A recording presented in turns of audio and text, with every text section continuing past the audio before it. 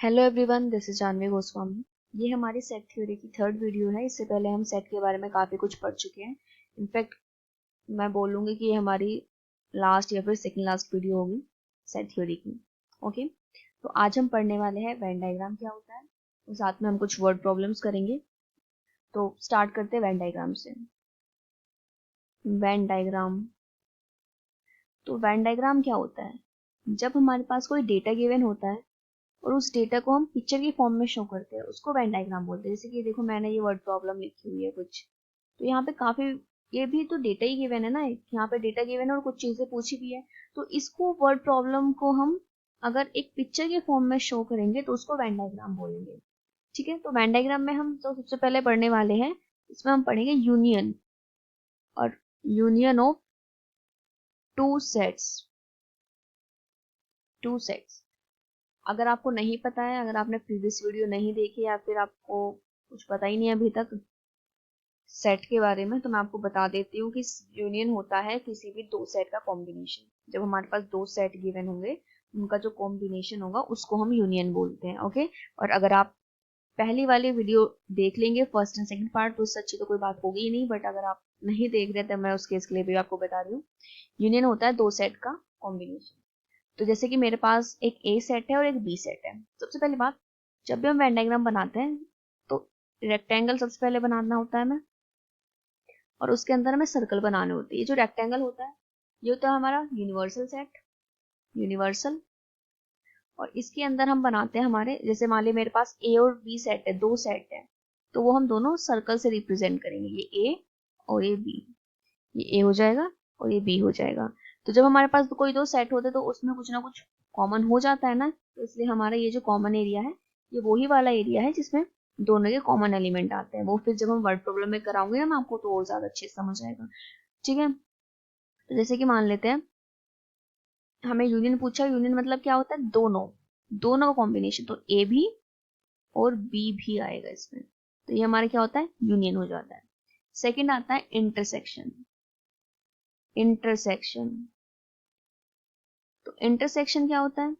Intersection होता है जब हमारे पास कोई दो सेट हो और उसमें कोई कॉमन एलिमेंट आ जाए, कॉमन, तो वो हमारा इंटरसेक्शन होता है। ठीक है, तो मैं आपको दिखा देती हूँ। देखो, सेम यूनिवर्सल लेंगे, दो सेट लेंगे, ये ए होगा, ये बी होगा। तो हमारे पास इंटरसेक्शन में कॉमन लेना होता है, जो कॉमन होता है। तो कॉमन वाला पोर्शन कौन सा है? ए और बी में ये वाला ना, तो ये हमारा इंटरसेक्शन हो जाएगा। नेक्स्ट, नेक्स्ट हम लेंगे complement of a set. Third part, complement, complement of a set. ठीक है, तो हमने एक यूनिवर्सल तो लेना ही है, हमें यूनिवर्सल लेंगे। कॉम्प्लीमेंट किसी एक सेट का, जैसे मान लिया वो सेट ये है ए, और इसका हमें कॉम्प्लीमेंट निकालना है। कॉम्प्लीमेंट का मतलब क्या होता था? कॉम्प्लीमेंट का मतलब होता था यूनिवर्सल माइनस ए। जैसे अगर मुझे ए का कॉम्प्लीमेंट निकालना है, तो मैंने लिखा था यूनिवर्सल में से ए को माइनस कर दो, तो ये हमारे पास पूरा जो ये रेक्टेंगल है ये यूनिवर्सल है, और ये क्या है? ये ए सेट है। तो यूनिवर्सल में से हमें ये ए हटा देंगे, बाकी जो पोर्शन बचेगा, बाकी कौन सा बच रहा है? बाहर वाला बच रहा है ना, तो ये हमारा ए कॉम्प्लीमेंट आ जाएगा। ठीक है, यूनिवर्सल में से ए नहीं लेना है, तो देखो यूनिवर्सल ए हमने लिया ही नहीं, तो ये क्या आ गया हमारा? A complement. Next, next disjoint set. Disjoint set, fourth, disjoint set.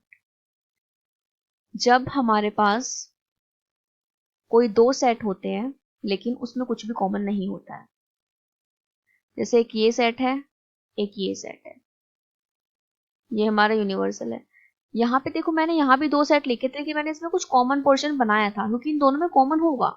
Disjoint का मतलब है कि हमारे पास दो सेट है और उनमें से कुछ भी कॉमन नहीं है, तो हम उन्हें फिर इस तरह से नहीं बनाएंगे।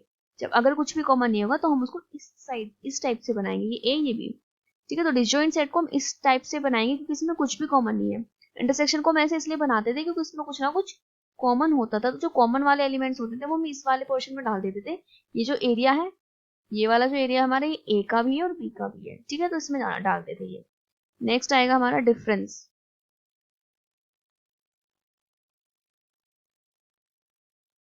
Difference of set. Fifth, difference of a set.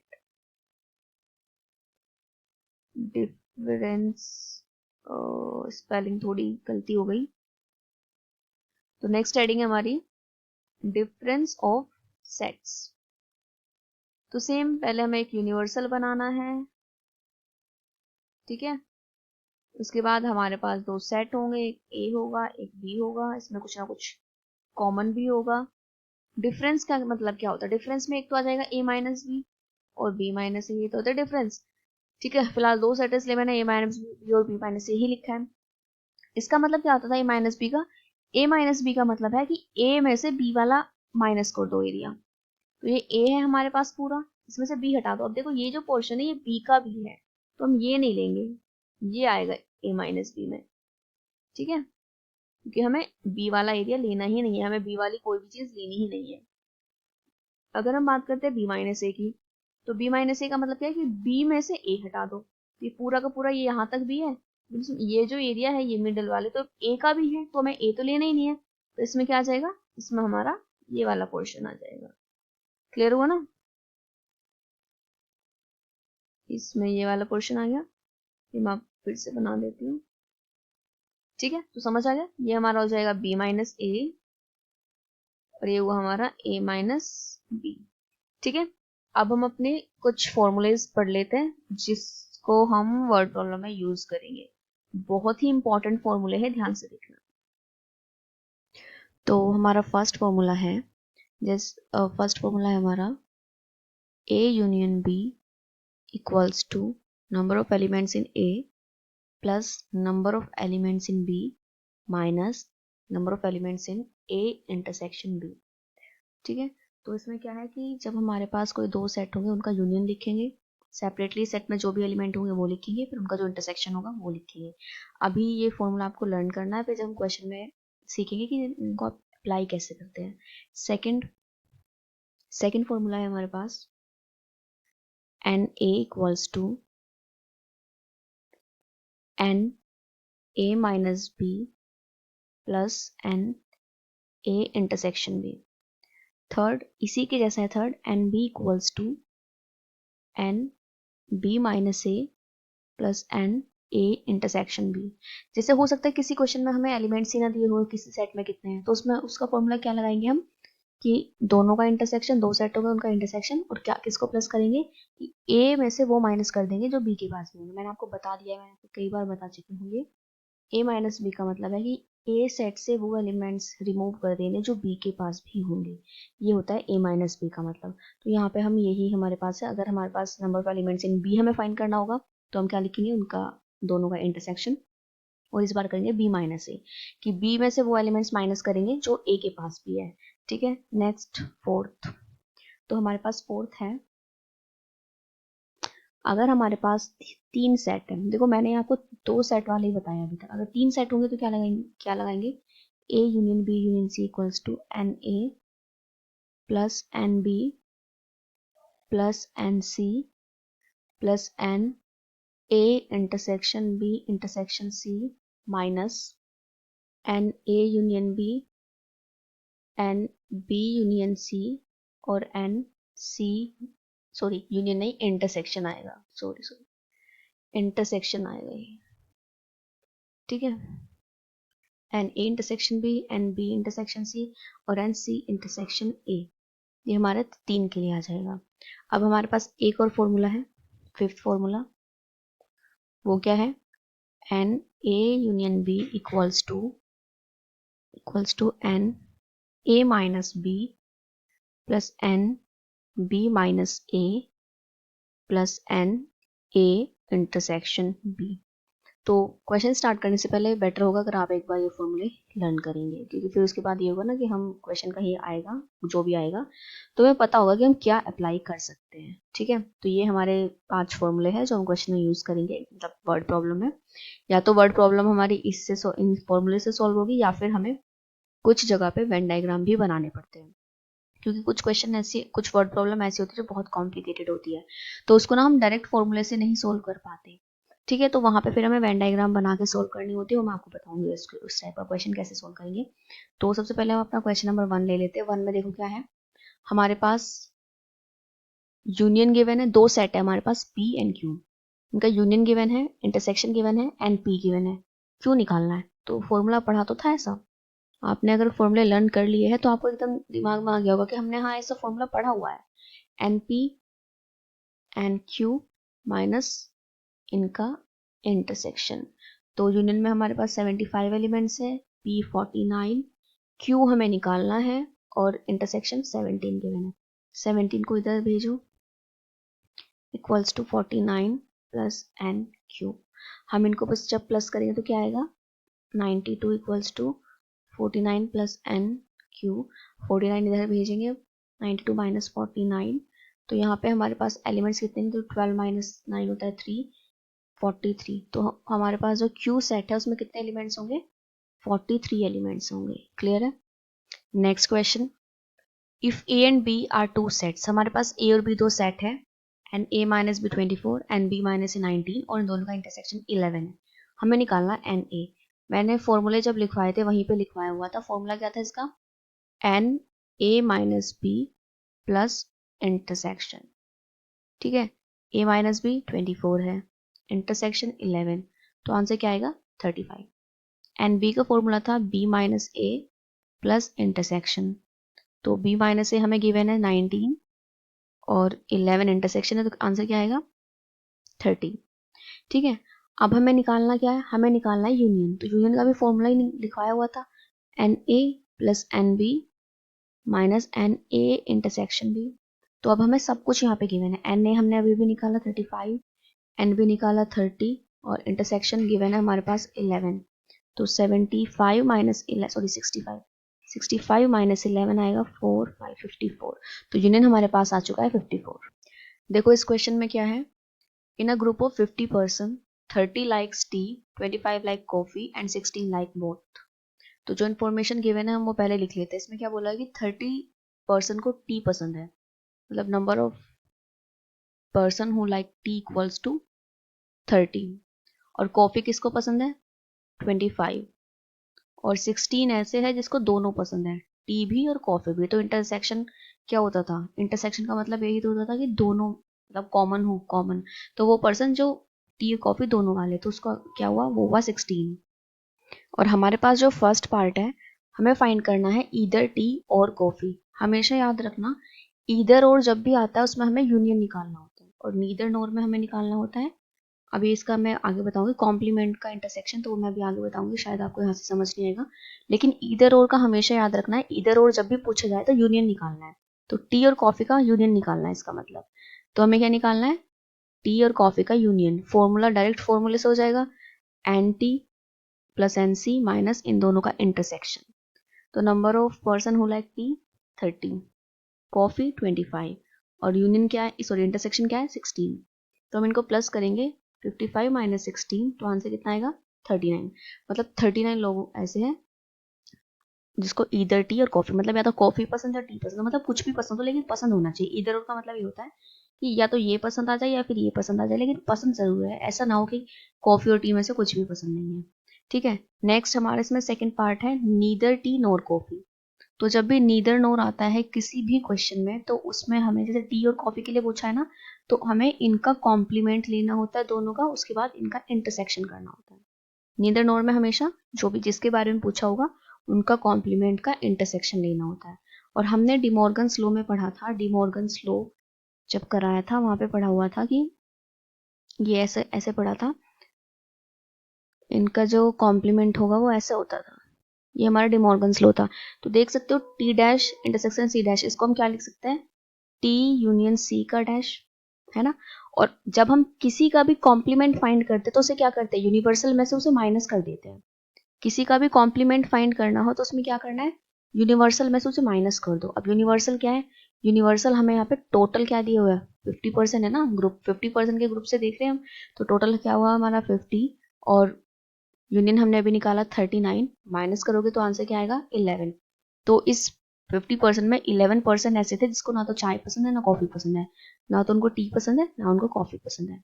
ठीक है, बस आपको यहाँ पे दो स्टेप्स याद रखनी, दो चीज़ें याद रखनी है। एक तो ईदर और का मतलब क्या होता है, ईदर और जब भी पूछा जाए यूनियन लेना है, नीदर नोर के लिए क्या लेना है, डैश मीन्स कॉम्प्लीमेंट का इंटरसेक्शन लेना है हर एक जगह, हर क्वेश्चन में। ठीक है, नेक्स्ट क्वेश्चन पे आ जाओ। Next question, a school award 42 medals in hockey. एक स्कूल में कोई स्पोर्ट्स डे है, स्पोर्ट्स फंक्शन है, तो उसमें क्या है कि 42 मेडल हॉकी के लिए दिए गए, हॉकी में। तो हॉकी में कितने मेडल दिए गए, 42, और basketball 18 and 23 in cricket, cricket में 23। If these medal are backed by a total of 65 student, अगर ये मेडल टोटल 65 स्टूडेंट को मिले, अभी किसी को हॉकी में मिला होगा, किसी को बास्केटबॉल में मिला होगा, किसी को क्रिकेट में मिला होगा, कुछ बच्चे ऐसे भी हो सकते हैं जिसको तीनों में मिला हो, या फिर कुछ ऐसे भी हो सकते हैं जिसको दो दो में मिला हो, है ना। तो टोटल जो स्टूडेंट रहे, वो टोटल स्टूडेंट को जिसको भी मेडल मिले हैं वो 65 स्टूडेंट है। अब ये नहीं पता किसको दो किसको तीन मिले, ऐसा कुछ नहीं है, लेकिन मिले हैं टोटल कितने, 65। तो यूनियन हो गया हमारा इनका 65, क्योंकि टोटल 65 मिले, कॉम्बिनेशन है सबका 65। And only 4 student got medal in all the 3 sports. और तीनों स्पोर्ट, 4 स्टूडेंट ऐसे हैं जिसको तीनों ही गेम्स, तीनों स्पोर्ट्स में, तीनों गेम्स में मेडल मिल गई। तीनों में मिलने का मतलब है तीनों का इंटरसेक्शन हो जाएगा 4। हमें फाइंड करना है how many student received medal in exactly 2 of 3 sports. हमें वो बच्चे बताने जिसको एग्जैक्टली दो दो गेम्स में मेडल मिला है। ठीक है, तो 3 के लिए मैंने सिर्फ एक ही फॉर्मूला लिखवाया है जब भी 3 सेट आते हैं, वो ये है H plus B plus C, फिर हम इनका इंटरसेक्शन लिखते हैं, H intersection B intersection C minus, फिर मैं लिखवाया था H इंटरसेक्शन B, ये H लिखा हुआ है, plus H intersection C plus B intersection C। ठीक है, तो देखो यहाँ पे ये क्यों, ये कौन से बच्चे हैं जिसको हॉकी में मिला, ये कौन से बच्चे नेक्स्ट वाले जिसको बास्केटबॉल में मिला, ये इनको क्रिकेट में मिला, ये वो बच्चे जिसको चारों में सॉरी तीनों गेम्स में मेडल मिले हैं, और यहाँ पे इसको हॉकी बास्केटबॉल में मिला, ये वो बच्चे होंगे जिसको बास्केटबॉल सॉरी हॉकी और क्रिकेट में मिला, और ये वो बच्चे हैं जिसको बास्केटबॉल और क्रिकेट में मेडल मिला है। ठीक है, तो हमें टोटल बताया हुआ है पहले ही 65 है, इसमें से हॉकी वाले 42, बास्केटबॉल 18 और क्रिकेट में 23 मेडल दिए गए, और 4 बच्चे ऐसे जिसको चारों में ही, तीनों गेम में मेडल मिले। अब हमारे पास ये बच्चे बचे हुए हैं। ठीक है, और ये बच्चे कौन से हैं, ये तीनों जो हमारे सेट मैंने बनाए हैं नीचे ये ब्रैकेट वाले, ये तीनों वो है जिसमें दो दो में मेडल मिले हैं, दो दो गेम्स में। और हमसे यही बोला हुआ था कि वो स्टूडेंट फाइंड करो जिसको दो स्पोर्ट्स में एग्जैक्टली दो में मेडल मिले होंगे। तो ये वो ही है जिसको एग्जैक्टली दो में मिले हैं, तो हम क्या करेंगे, इसको फाइंड कर लेंगे। 65 minus 42 minus 18 minus 24 minus 14 equals to minus n h intersection b h intersection c, और ये हो जाएगा b इंटरसेक्शन c। ठीक है, इसको माइनस करोगे तो माइनस का 22 आएगा, ये माइनस आया, तो माइनस से माइनस तो कैंसिल हो ही जाता है, तो हमारे यहाँ पे आंसर आ जाएगा 22। तो 22 स्टूडेंट्स ऐसे हैं जिसको एग्जैक्टली दो स्पोर्ट्स में मेडल मिले हैं। अब यहाँ पे ये नहीं बोला हुआ कि हो सकता है कि 11 बच्चे इससे आए हो और 6-5 इनसे आ गए हो सकता है इससे 21 स्टूडेंट हो, इसमें एक हो, इसमें एक भी बच्चा ना हो, बास्केटबॉल क्रिकेट जिसको मिला दोनों ऐसे एक भी बच्चा ना हो। तो हमसे ये नहीं पूछा हुआ, हमसे सिर्फ ये पूछा है कि तीनों में मतलब दो दो मेडल किसको मिले, टोटल मिला के बता दो। तो हमने तीनों का एक साथ ही बता दिया कि तीनों के मिला के कितने 22 है। Question number next, in a group of 850 person 600 speak Hindi and 340 can speak Tamil। एक ग्रुप है 850 लोगों का, 850 850 लोगों का, ठीक है, तो उसमें 600 पर्सन ऐसे हैं जो हिंदी बोल सकते हैं, 340 ऐसे जो तमिल बोल सकते हैं। ठीक है, तो हमें देखो फाइंड क्या करना है, मैं लिख सकती हूँ ना कि भाई तमिल बोलने वाले कितने हैं 600, सॉरी हिंदी हिंदी बोलने वाले कितने हैं 600, और तमिल बोलने वाले कितने हैं 340। How many can speak both Tamil and Hindi, कितने लोग ऐसे होंगे जो तमिल और हिंदी दोनों ही बोल सकते हैं, मतलब हमें इंटरसेक्शन फाइंड करना है। ठीक है, नेक्स्ट में पूछा हुआ how many can speak Hindi only, वो लोग जो सिर्फ और सिर्फ हिंदी बोल सकते हैं। अभी देखो यहाँ पे लिखा हुआ है ना, ये वो लोग हैं जो हिंदी बोल सकते हैं, लेकिन इसमें कुछ लोग वो भी हो सकते हैं जो तमिल भी बोल देते हैं, हिंदी भी बोल लेते हैं, ठीक है। बट अगर हमें सिर्फ वो ही पर्सन फाइंड करना है जो सिर्फ और सिर्फ हिंदी बोलेंगे, सिर्फ हिंदी, तो उसके लिए हमें करना पड़ेगा H-T, मतलब जो लोग हिंदी बोलते हैं उसमें से तमिल वाले हटाएंगे, माइनस कर देंगे। अब इसमें वो लोग हैं, अब हम तो हिंदी वाले बता रहे हैं, बट इसमें साथ में कुछ हो सकते, 2-4 लोग ऐसे भी, 10-12 लोग ऐसे भी हो सकते हैं जो तमिल भी बोल सकते हैं, ठीक है। Next, how many can speak Tamil only, जो सिर्फ और सिर्फ तमिल बोल सकते हैं। अब ये जो लोग हैं 340, इसमें कुछ वो भी हो सकते हैं जो तमिल भी बोल लेते हैं, सॉरी हिंदी भी बोल लेते हैं। हिंदी का मतलब है, देखो जैसे कि मान लिया मेरे पास ये 5 लोग हैं, 4 मान लिया, अब मैंने बोला कि ये हिंदी बोल लेता है, ये तमिल बोल लेता है, ये हिंदी बोल लेता है, हिंदी बोल लेता है, ठीक है। यहाँ पे मैं ये नहीं बोल रही कि तमिल नहीं बोलेगा, हो सकता है ये तमिल भी बोल लेता है, हिंदी तमिल दोनों का हो, ठीक है। हो सकता है इसको भी तमिल आती है, उसको भी तमिल आती है, तो यहाँ पे वो लोग, हम मेन फोकस तो सिर्फ तमिल वालों पे कर रहे हैं, लेकिन हो सकता है ना तमिल वालों में भाई एक कोई पर्सन है, हमने बोला हम ना तमिल वालों को एक ग्रुप बनाएंगे, ठीक है, इसको हिंदी भी आती है, इसको तमिल भी आती है, तो ये तो बोल देगा ना हाँ भाई तमिल वालों का ग्रुप है, तो मैं तमिल वाला हूँ तो मैं यहाँ चला जाऊंगा, ठीक है। और जब इसको हिंदी के लिए बोला जाएगा तो ये हिंदी में भी चला जाएगा। तो यहाँ पे यही कंडीशन है, ये जो लोग हमारे पास लिखे हुए 60340, ये वो लोग हैं जिसको दो, मतलब इसमें कुछ ऐसे भी हो सकते हैं जिसको दोनों ही लैंग्वेज आती हो, ठीक है। और जब ग्रुप बनाया गया होगा तो वो इसमें आ गए होंगे तमिल वाले में, जब तमिल तमिल के लिए पूछा तो तमिल में आ गया कि हाँ मेरे को तमिल आती है, जब हिंदी के लिए पूछा तो इसमें आ जाओगे कि हाँ मुझे तमिल हिंदी आती है, ठीक है। बट हमें अभी फाइंड जो करना है, हमें सिर्फ वो लोग फाइंड करना है जिसको सिर्फ और सिर्फ तमिल आती हो, हिंदी नहीं आती हो, ठीक है। तो हमें निकालना है T-H। तो ये आपको क्लियर हुआ, हमें निकालना क्या है। सबसे पहले हमने ये लिख दिया कि हमें क्या क्या निकालना है, अब निकालेंगे, अब देखेंगे किस फॉर्मूले से क्या अप्लाई करके हमें निकाल सकते हैं।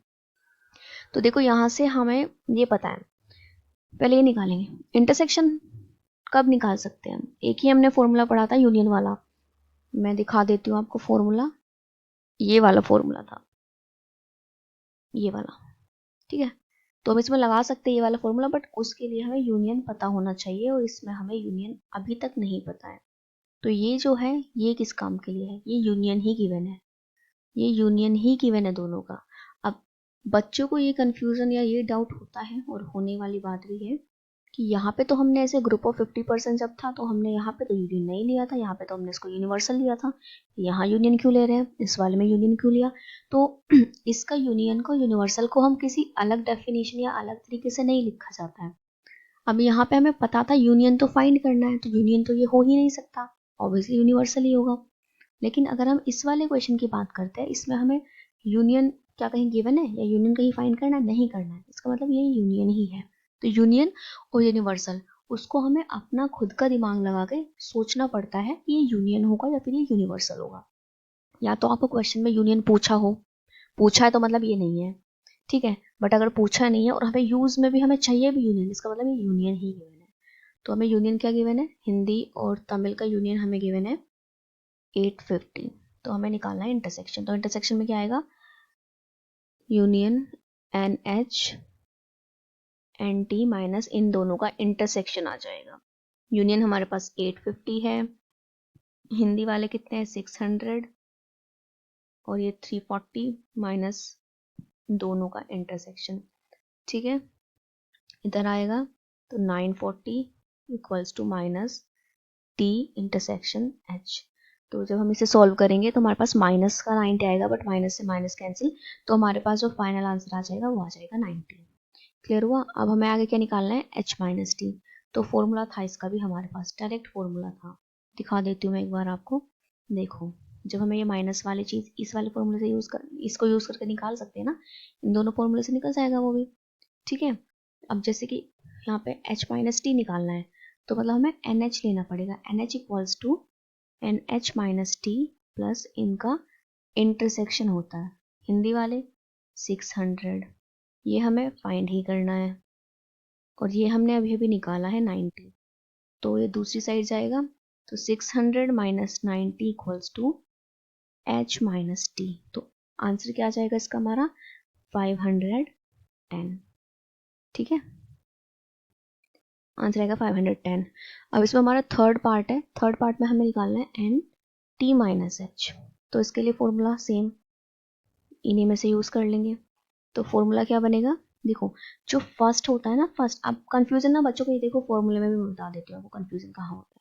कंफ्यूजन होता है इसमें, दोनों फॉर्मूले ऑलमोस्ट सेम है, इंटरसेक्शन है, बस a minus B B minus है और ए बी का डिफरेंस है। तो आपको कैसे याद रखना है, देखो जब a पूछा जाएगा तो मतलब a में से माइनस होगा, b पूछा जाएगा तो b में से माइनस होगा, ये ध्यान रखना है बस।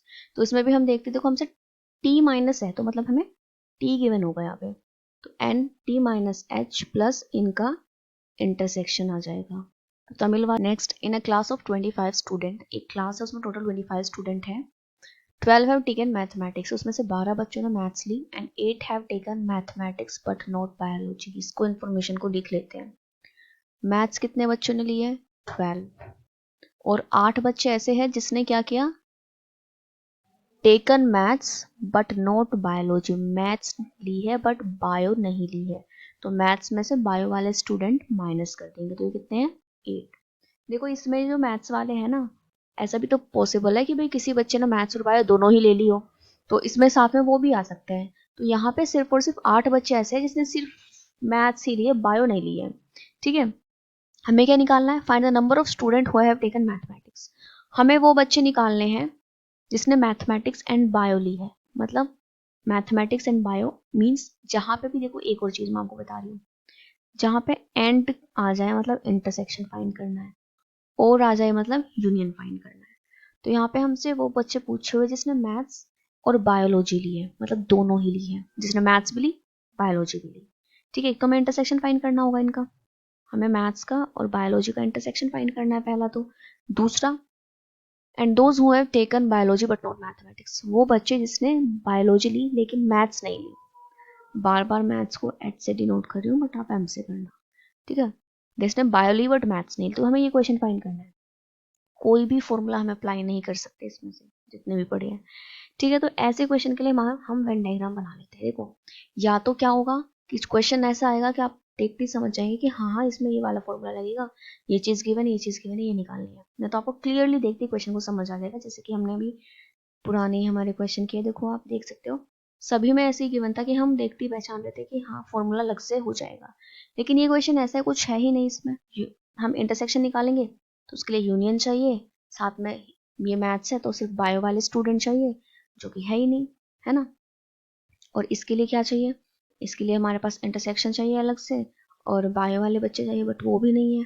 ठीक है, कुछ भी नहीं है, मतलब ऐसा कुछ नहीं है कि हम इस पर फॉर्मूला डायरेक्ट लगा सके। अब जैसे कि मुझे इंटरसेक्शन फाइंड करना है, तो कैसे मैं इंटरसेक्शन किस तरह से मैं फाइंड कर सकती हूँ। ठीक है, तो यहाँ पे हम वेन डायग्राम बना के इसको निकालेंगे। तो हमने यहाँ पे एक वेन डायग्राम बनाया। अभी मैं आपको एक और बात बता दूं, देखो ये वाला पार्ट तो हम फिर भी निकाल सकते, थोड़ा बहुत कोशिश करके ये निकाल सकते, बट ये थोड़ी डिफिकल्टी ही आएगी निकालने में। एंड बेटर है अगर हमारे सिलेबस में वेन डायग्राम है तो हम इस क्वेश्चन को वेन डायग्राम से ही करेंगे, वरना क्या होता है हमें बहुत सारे फॉर्मूले खुद से बनाने पड़ते हैं, बहुत सारी चीज़ें सोचनी पड़ेगी यहाँ पे, कैसे निकाले क्या करें। ठीक है, ये तो फिर भी इजिली निकल सकता है बट ये नहीं निकाल पाएंगे हम, तो बेटर है हम अपना वेन डायग्राम बनाएंगे, बहुत ईजिली निकालेंगे। वेन डायग्राम से सारे ही क्वेश्चन बहुत ही आसानी से हो जाते हैं। तो वेन डायग्राम बनाना है हमें इसमें, ऐसा मान लो ये हमारा ए सेट और ये हमारा बी सेट, ये मेरे थोड़े साइड में बन गए बट कोई नहीं, कहीं भी बना सकते, ये ए हो गया ये बी हो गया। ये हमारा यूनिवर्सल होता है, मैं आपको पहले बता ही चुकी हूँ। तो ये जो ये वाला पोर्शन है ये कौन सा, ये कॉमन है, जो ए का भी है बी का भी है। तो इस ए को ना बेटर होगा अगर हम ए को एम से डिनोट कर लेंगे, क्योंकि मैथ्स है ना, तो ए को हम एम से डिनोट करेंगे, एम।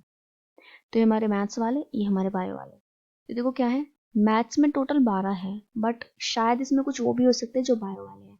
हम पहले ये देखते हैं, देखो इसका मतलब क्या है, जो मैथ्स के हैं बट बायो के नहीं है, जो सिर्फ सिर्फ और सिर्फ मैथ्स वाले हैं, बायो नहीं है। तो इसमें से वो वाला पोर्शन बताओ जो सिर्फ मैथ्स का है, बायो का नहीं है। तो ये वाला पोर्शन है, तो इसमें हमारे 8 आ जाएंगे, 8 स्टूडेंट्स। ठीक है, इसमें हमने क्यों नहीं लिखा, क्योंकि ये वाला पोर्शन बायो वाले में भी आ रहा है। ठीक है, और इसका मतलब है सिर्फ और सिर्फ मैथ्स का, तो हमने ये लिखा।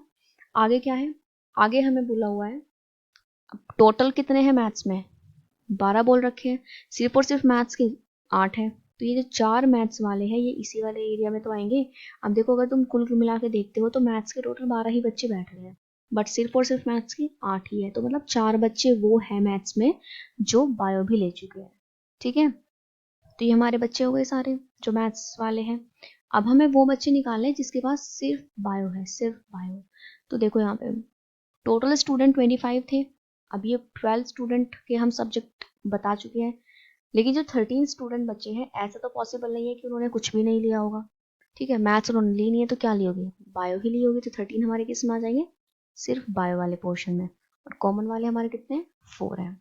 ठीक है, अब देखो पूछा क्या है, नंबर ऑफ स्टूडेंट्स जिसने मैथ्स एंड बायो दोनों ली है, मैथ्स एंड बायो दोनों ली है। तो दोनों वाला एरिया आप बता सकते हो क्या है, ये देखो बीच वाला जिसने दोनों लिया तो 4 है ना, 4 बच्चे हैं। तो मैथ्स और बायो वाले हमारे कितने हो जाएंगे, 4। और वो जिसने सिर्फ और सिर्फ बायो ली है, मैथ्स नहीं ली है, तो देख सकते हो ये 13 ऐसे हैं जो सिर्फ बायो वाले हैं, मैथ्स वाले नहीं है। तो ये क्वेश्चन हम वेन डायग्राम से बहुत इजीली कर चुके हैं, बट अगर हम इसे नॉर्मल फॉर्मूले से करते तो एक तो हमारे एकदम माइंड में हिट करेगा नहीं कि कौन सा फॉर्मूला हमें इसमें अप्लाई करना है। डायरेक्ट क्वेश्चन दिया होता तो हम फिर भी सोच लेते कि चलो ये लग जाएगा। ठीक है, तो बेटर होगा हम इसे वेन डायग्राम से ही करेंगे, टाइम वेस्ट नहीं होगा, बच जाएगा। एंड क्वेश्चन ही करना है, वेन डायग्राम से करो या वैसे किसी भी तरह करो, उसमें कोई प्रॉब्लम नहीं होती है। Next question, in an examination 56% of candidate fail in English. एक एग्जाम था, उसमें 56 बच्चे ऐसे थे जो इंग्लिश में फेल हो गए। पहले मैं यहाँ पे फेल वाले बच्चे लिख रही हूँ, तो इंग्लिश में कितने फेल हुए, 56। 48 फेल इन साइंस, साइंस में कितने फेल हुए, 48%। इफ 18 फेल इन बोथ, अब 18 बच्चे ऐसे हैं जो दोनों में ही फेल हो गए, साइंस में भी फेल है और इंग्लिश में भी फेल है। होते ऐसे बच्चे भी जो दो सब्जेक्ट में फेल हो जाते हैं। तो ये बच्चे हुआ जो इंग्लिश और साइंस दोनों में फेल हो गए। हमें क्या बताना है, find the percentage of those who pass in both subject.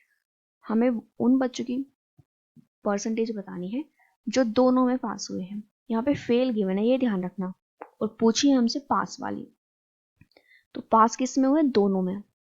तो हमें निकालना है इंग्लिश इंटरसेक्शन साइंस, इनकी पास परसेंटेज। तो देखो ये क्वेश्चन हमें कैसे करना है। सबसे पहले ये वो बच्चे हैं जो इंग्लिश में फेल हुए हैं, बट शायद इसमें, मैं पहले भी कई बार क्वेश्चन बता चुकी हूँ, इसमें सिर्फ और सिर्फ इंग्लिश वाले नहीं होंगे, इसमें कुछ वो भी होंगे जो हिंदी साथ में साइंस में भी फेल हुए। तो मुझे अगर फाइंड करना है जो सिर्फ इंग्लिश में फेल हुए हैं, फेल्ड इन इंग्लिश ओनली, जो सिर्फ इंग्लिश में ही फेल हुए हैं। ठीक है, इंग्लिश में फेल हुए हैं। देखो टोटल इंग्लिश वाले ये हैं, इसमें से 18 ऐसे जो साइंस में भी फेल हुए, तो इसमें से 18 माइनस कर देंगे तो ये हमारे पास 38 बच्चे वो आ जाएंगे, ये सिर्फ और सिर्फ इंग्लिश में फेल हुए हैं। आगे हम निकालेंगे जो सिर्फ साइंस में फेल हुए हैं, सिर्फ साइंस में फेल हुए हैं। तो साइंस वाले टोटल तो 48 है जो फेल हुए हैं, बट उसमें से 18 ऐसे हैं, 18% जो किस में फेल हुए हैं, जो साथ में इंग्लिश में भी फेल हो गए। तो 30% वो आ गए जो सिर्फ साइंस में फेल हुए। इसका आप ध्यान रखना, इसका मतलब होता है कि इंग्लिश भी साथ में साइंस वाले भी इसमें आ सकते हैं। ठीक है, और हम सिर्फ वो निकाल रहे जो सिर्फ और सिर्फ इंग्लिश और साइंस में हुए हैं फेल, और जो दोनों सब्जेक्ट में फेल है वो आपको दिखाई दे रहे हैं 18%। अब हमें ये निकालना है इंटरसेक्शन। इसका मतलब क्या होगा, देखो कुछ बच्चे हमारे पास, अब ना थोड़ा इस क्वेश्चन से हटकर एक चीज समझते हैं। देखो इंटरसेक्शन फाइंड करने का मतलब है, कुछ बच्चे ऐसे होंगे जो इंग्लिश में पास होंगे, कुछ बच्चे ऐसे होंगे जो सिर्फ साइंस में पास होंगे, कुछ ऐसे होंगे जो दोनों में पास होंगे, कुछ ऐसे होंगे ना तो इंग्लिश में पास है ना साइंस में पास है, मतलब जो दोनों में फेल होंगे। ठीक है, तो हमें यहाँ पे वो बच्चे फाइंड करने हैं जो दोनों सब्जेक्ट में पास है जो दोनों सब्जेक्ट में, पास इन बोथ सब्जेक्ट्स। तो इसमें से हमें क्या माइनस करना होगा, 100% होती है हमारी टोटल, तो 100% में से हम वो परसेंटेज फाइंड कर देंगे जो बच्चे या तो हिंदी फेल वाले, English sorry science in English है, इंग्लिश वाले फेल, साइंस वाले फेल और दोनों वाले फेल, ये माइनस कर देंगे। देखो इंग्लिश में कितने बच्चे फेल है, 38, साइंस में कितने फेल है 30, और दोनों में कितने फेल है 18। 100 में से ये माइनस कर दो तो क्या बचेगा 14, मतलब ये वो बच्चे जो पास है। ठीक है भाई, देखो या तो होगा कि इंग्लिश में फेल हो गए, या फिर ये होगा कि साइंस में फेल हो गए, या फिर बच्चे वो होंगे जो दोनों में फेल हो गए, इससे अलग तो कोई ऑप्शन बनेगा नहीं। फिर तो बस यही होगा कि जो दोनों में पास हो गए। दोनों में पास वाले कब होंगे, जब बच्चे या तो सिर्फ इंग्लिश में फेल, साइंस फेल, और दोनों फेल वाले माइनस कर देंगे, तो ये बच्चे हमारे पास वो बचेंगे जो दोनों में पास होंगे। ठीक है, तो ये हमारे पास जो वर्ड प्रॉब्लम्स हैं, इसमें हम जो लास्ट वाली हमने जैसे कुछ की है, तो इनमें ना हमें खुद से सोचना पड़ता है, अपना दिमाग लगाना पड़ता है कि हमें क्या निकालना है। ठीक है, जैसे हमने स्टार्टिंग में देखी थी, कुछ भी हमें सोचने की ज़रूरत ही नहीं पड़ी थी, डायरेक्ट फॉर्मूला लगाया क्वेश्चन निकल गई। बट आप अभी लास्ट की वर्ड प्रॉब्लम देख रहे हो तो यहाँ पे हमें खुद सोचना पड़ता है क्या निकालना है, कैसे निकालना है। ठीक है, तो इसलिए ये वाले क्वेश्चन वर्ड प्रॉब्लम थोड़ी सी डिफरेंट हो जाती है, इंपॉर्टेंट भी है, ऑब्वियसली इंपॉर्टेंट है। ऑफ टू सेट्स, मैं इस चैप्टर में आपको ऑलमोस्ट सारे ही टॉपिक सारे ही टॉपिक करा चुकी हूँ। बस ये हमारा लास्ट टॉपिक है इसमें, Cartesian product of two sets. इसके बाद मैं आपको कराऊंगी इंपॉर्टेंट क्वेश्चन सारे। तो बट यहाँ से मैंने सिर्फ बेसिक ही आपको, मतलब बेसिक क्या, कुछ क्वेश्चन कराए हैं, मैंने आपको बेसिक समझाया, देन उसके ऊपर फिर क्वेश्चन कराए कैसे करेंगे। और अभी हमें जो प्रीवियस ईयर है वो बहुत इंपॉर्टेंट होते करने, तो इसके बाद हम प्रीवियस ईयर ट्राई करेंगे नेक्स्ट वीडियो में। ओके, तो देखो जैसे ये मेरे पास दो सेट है, मुझे इनका कार्टेशियन प्रोडक्ट फाइंड करना है। तो कार्टेशियन प्रोडक्ट कैसे लिखते हैं, हम ऐसे लिखते हैं ए क्रॉस बी। ठीक है, लिखना कैसे, पहले ए के साथ दोनों का कॉम्बिनेशन बनाओ, जैसे कि 1A 1B, 1 के साथ कर ले दोनों। अब 2 के साथ देखो, 2A 2B, 2 के साथ हो गया। अब 3 के साथ देखो, 3A 3B। बस ये हो गया हमारा Cartesian product of two sets. इसी तरह हम रिलेशन में भी इसी से कुछ मिलता जुलता है, वो मैं आपको जब रिलेशन कराऊंगी तभी कराऊंगी, बट हाँ फिर भी थोड़ा आइडिया दे दूँ, इसी से मिलता जुलता रिलेशन में हम भी करते हैं। तो यहाँ से कार्टेशियन प्रोडक्ट बस ये ही होता है, हमारे पास दो सेट होंगे, हम ऐसे कॉम्बिनेशन बना के लिखेंगे और यही हमारा होता है Cartesian product of two sets. Clear हुआ? तो इस वीडियो में बस इतना ही, आगे हमें नेक्स्ट वीडियो में करना है प्रीवियस ईयर, जो बहुत ज़्यादा इंपॉर्टेंट है एग्जाम के लिए, क्योंकि इससे हमें आइडिया मिलता है एग्जाम में क्वेश्चन किस टाइप से आते हैं। अभी आपने पूरा पढ़ लिया होगा, ये सारी तीनों वीडियो मेरी थर्ड वीडियो है सेट थ्योरी की, तो आपने तीनों वीडियो देख लियो कि यहाँ से आपके बहुत सारे क्वेश्चन क्लियर हुए होंगे, आपको सारे कॉन्सेप्ट क्लियर हो गए होंगे। अब नेक्स्ट वीडियो में हम प्रीवियस ईयर करेंगे जो बहुत ज़्यादा इंपॉर्टेंट है, तो आपको वो भी देखनी है। ऐसा नहीं है कि आप ये वीडियो देखो अब सिर्फ आप प्रीवियस ईयर देखो ही नहीं, ठीक है, क्योंकि प्रीवियस ईयर बहुत इंपॉर्टेंट होता है देखना।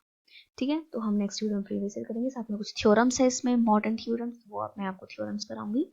एंड फिलहाल के लिए बस इतना ही, एंड आई होप आपको ये वीडियो अच्छी लगेगी, आपको सब कुछ सारे कॉन्सेप्ट आपको समझ आए होंगे। बट अगर फिर भी कुछ ऐसा है जो आपको समझ नहीं आया, अगर ऐसा है आपको कोई भी वर्ड प्रॉब्लम, क्योंकि मुझे पता है वर्ड प्रॉब्लम में डाउट या बच्चों को प्रॉब्लम होती है, इसीलिए मैं ये बोल रही हूँ।